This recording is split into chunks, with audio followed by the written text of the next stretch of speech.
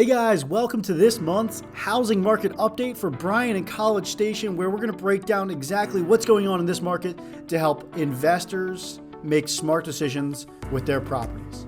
All of that is on your favorite channel, Investing in Bryan-College Station. That's your go-to channel for growing your wealth through real estate in my favorite towns of Bryan and College Station, Texas. In this video, we are going to break down 4 metrics that I watch every single month, and that is median price, active listings, months of inventory, and days on market. We're going to talk about why these are important metrics, and then we're going to say exactly what's going on in the market, both right now, month over month changes, and year over year changes. So let's jump right in.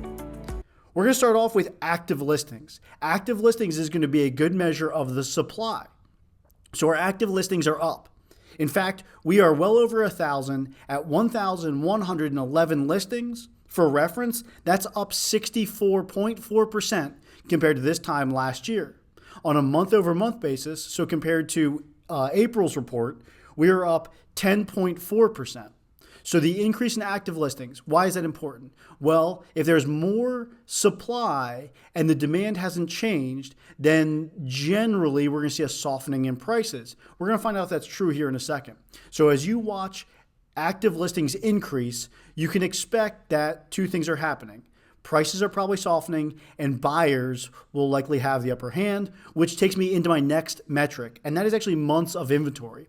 So months of inventory is a measure of how quickly houses are selling relative to the number of houses that are on the market. Basically, it tells you that if no more houses were added to the inventory, how long would it take at the current buying rate to sell off all the houses? All you need to know about this is that a balanced market is generally 5 to 6 months of inventory. As of right now, our months of inventory sit at 4.2. Now, of course, that puts us still in a seller's market technically. However, compare that to last year, that is a 82.6% growth on months of inventory, which means if you compare this to buyers' experiences last year, this is going to feel a lot better as a buyer. You're going to have a lot more control, a lot more negotiating power. On a month-over-month basis, we're up 10.5%. So similar, right? We saw the inventory increase, and as a result, we also saw months of inventory increase. What this generally tells me is that supply is increasing, but demand probably isn't. I attribute that to interest rates. As I've mentioned in my previous videos from last month and the month prior, we've seen interest rates increase. Increasing interest rates decreases demand. So we have an increase in supply and a decrease in demand. Overall, that's going to shift our months of inventory from a seller's market closer and closer to a buyer's market. Now, all this could change if interest rates come down. So stay tuned for our next video and stay tuned every month so you can stay updated on what interest rates are doing and how that's affecting our months of inventory. Our next metric is going to be days on market. Now, this is a measure of how fast a house sells. Generally speaking, similar to months of inventory, if houses are selling faster, that is because there is more demand, and it means that the sellers have the upper hand. Interesting, this month, our days on market were at 61. That's up compared to last year, so year over year, we're up nearly 9%. But on a month-over-month basis, we're actually down 6.2%. So we're down 6% compared to last month. I don't have a great explanation for that. It is one that we're going to keep an eye on, but that's not one that carries as much weight, in my opinion, as things like months of inventory. So finally, how are all these supply and demand effects ultimately having an effect on our price? So what are those months of inventory and active listings and days on market? What are they doing to our price point? Well, our median price is at $315,000. Year over year, that's actually down 1.5%.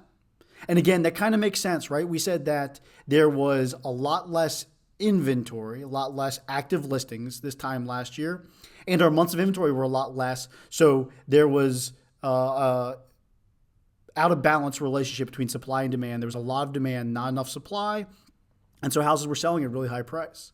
Now we have more inventory, so prices have softened slightly. But it is interesting to note that we are up compared to April. So April to May's report, we've seen an increase by 5%. What do we attribute that to? Well, that's a seasonal adjustment or seasonal pattern that we usually see where in the summer months, houses generally the prices increase. So you can see year over year that is a seasonal trend, not necessarily anything indicative of this specific market. We can't talk about housing market reports without talking about the elephant in the room, interest rates. So of course, interest rates have a huge effect on the housing market, particularly on the demand side. So what's going on? What are we seeing this month? Well, as of this recording here in the middle of June, the Mortgage News Daily website is reporting interest rates right about 7%. If you are an investor, you're probably looking at 0.5% to a full percent over that 7%. So we'll call it 7.5% to 8%. And again, this is for a 30-year mortgage. What's causing the interest rates to do what they do? What do we know about interest rates?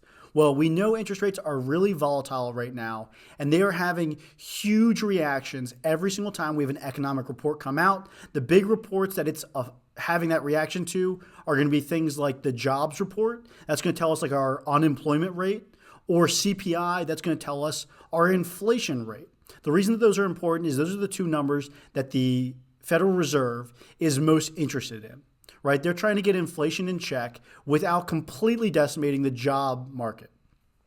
So this month we saw a job report that was kind of questionable. We had an inflation report that looked good, but then the Fed came out and said they're only going to lower the federal funds rate one time this year, whereas before they were saying 3 times.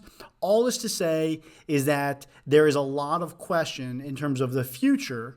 And by the future, I mean the next 3 months of the federal funds rate and therefore indirectly the mortgage rates. Now, the overall consensus, be it from the Fed or from economists, is that by the end of this year, there will be a decrease in both the federal funds and those interest rates.